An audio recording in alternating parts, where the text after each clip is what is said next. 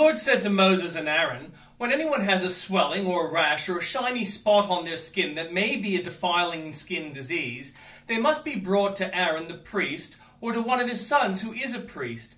The priest is to examine the sore on the skin, and if the hair in the sore has turned white, and the sore appears to be more than skin deep, it is a defiling skin disease. When the priest examines that person, he shall pronounce them ceremonially unclean. If the shiny spot on the skin is white, but does not appear to be more than skin deep, and the hair in it has not turned white, the priest is to isolate the affected person for 7 days. On the 7th day, the priest is to examine them. And if he sees that the sore is unchanged and has not spread in the skin, he is to isolate them for another 7 days. On the 7th day, the priest is to examine them again. If the sore is faded and is not spread in the skin, the priest shall pronounce them clean. It is only a rash. They must wash their clothes, and they will be clean. But if the rash does spread in their skin after they have shown themselves to the priest to be pronounced clean, they must appear before the priest again. The priest is to examine that person. If the rash has spread in the skin, he shall pronounce them unclean. It is a defiling skin disease. When anyone has a defiling skin disease, they must be brought to the priest. The priest is to examine them. And if there is a white swelling in the skin that has turned the hair white, and if there is raw flesh in the swelling, it is a chronic skin disease, and the priest shall pronounce them unclean. He is not to isolate them because they are already unclean. If the disease breaks out all over the skin, and so far as the priest can see, it covers all the skin of that affected person from head to foot, the priest is to examine them, and if the disease has covered their whole body, he shall pronounce them clean. Since it has all turned white, they are clean. But whenever raw flesh appears on them, they will be unclean. When the priest sees raw flesh, he shall pronounce them unclean. The raw flesh is unclean. They have a defiling disease. If the raw flesh changes and turns white, they must go to the priest. The priest is to examine them, and if the sores have turned white, the priest shall pronounce the affected person clean. Then they will be clean. When someone has a boil on their skin and it heals, and in the place where the boil was a white swelling and reddish white spot appears, they must present themselves to the priest.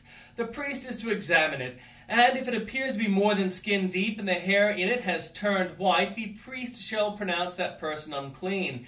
It is a defiling skin disease that has broken out where the boil was. But if, when the priest examines it, there is no white hair in it, and it has not more than 1 skin deep and has faded, then the priest is to isolate them for 7 days.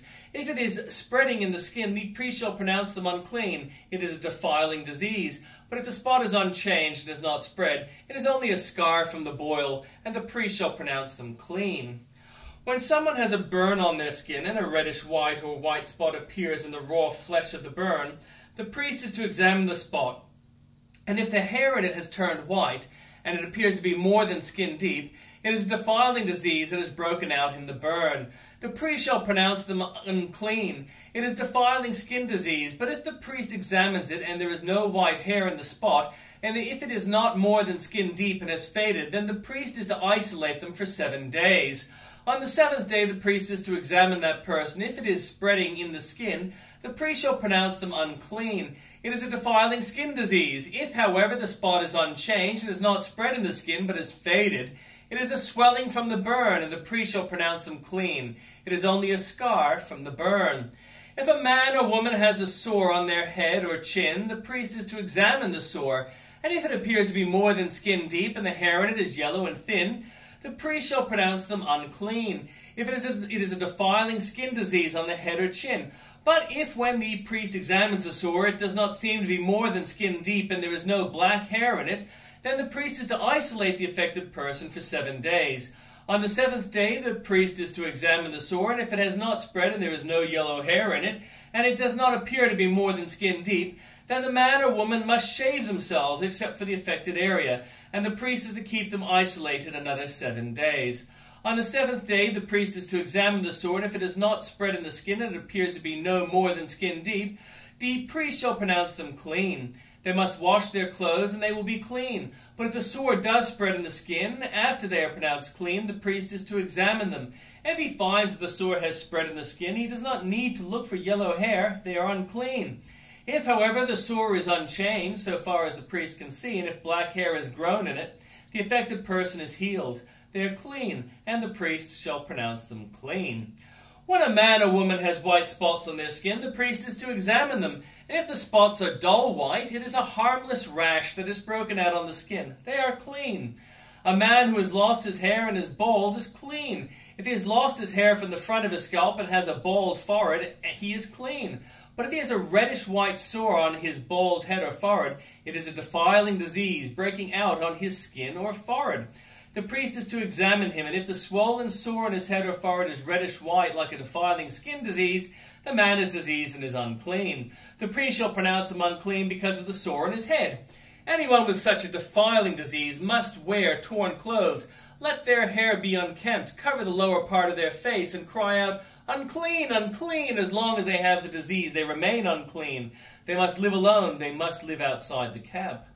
As for any fabric that is spoiled with a defiling mold, any woolen or linen clothing, any woven or knitted material of linen or wool, any leather or anything made of leather, if the affected area in the fabric, the leather, the woven or knitted material, or any leather article is greenish or reddish, it is a defiling mold and must be shown to the priest.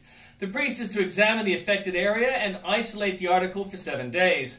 On the 7th day he is to examine it, and if the mold has spread in the fabric, the woven or knitted material, or the leather, whatever its use, is a persistent defiling mold, the article is unclean.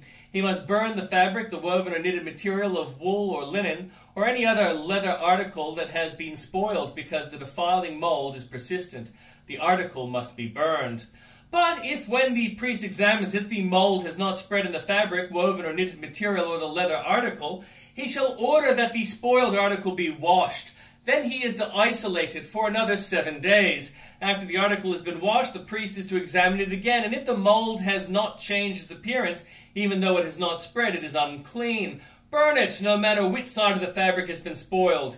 If, when the priest examines it, the mold has faded after the article has been washed, he is to tear the spoiled part of the fabric, the leather or the woven or knitted material. But if it reappears in the fabric, in the woven or knitted material, or in the leather article, it is a spreading mold.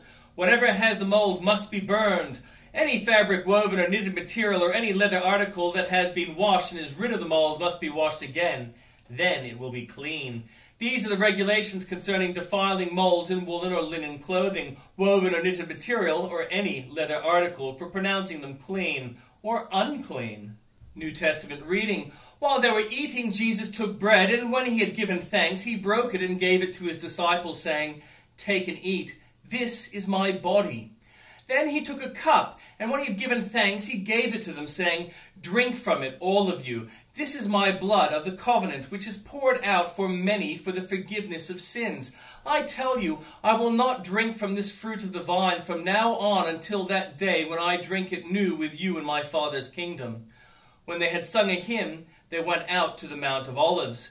Then Jesus told them, "This very night you will all fall away on account of me, for it is written, I will strike the shepherd, and the sheep of the flock will be scattered. But after I have risen, I will go ahead of you into Galilee." Peter replied, "Even if all fall away on account of you, I never will." "Truly I tell you," answered Jesus, "this very night before the rooster crows, you will disown me 3 times. But Peter declared, "Even if I have to die with you, I will never disown you." And all the other disciples said the same. Then Jesus went with his disciples to a place called Gethsemane, and he said to them, "Sit here while I go over there and pray." He took Peter and the 2 sons of Zebedee along with him, and he began to be sorrowful and troubled. Then he said to them, "My soul is overwhelmed with sorrow to the point of death. Stay here and keep watch with me."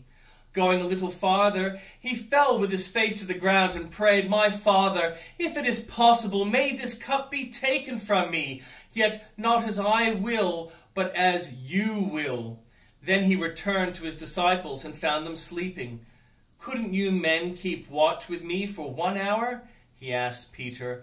"Watch and pray so that you will not fall into temptation. The spirit is willing, but the flesh is weak." He went away a 2nd time and prayed, "My Father, if it is not possible for this cup to be taken away unless I drink it, may your will be done." When he came back, he again found them sleeping, because their eyes were heavy. So he left them and went away once more and prayed the third time, saying the same thing. Then he returned to the disciples and said to them, "Are you still sleeping and resting?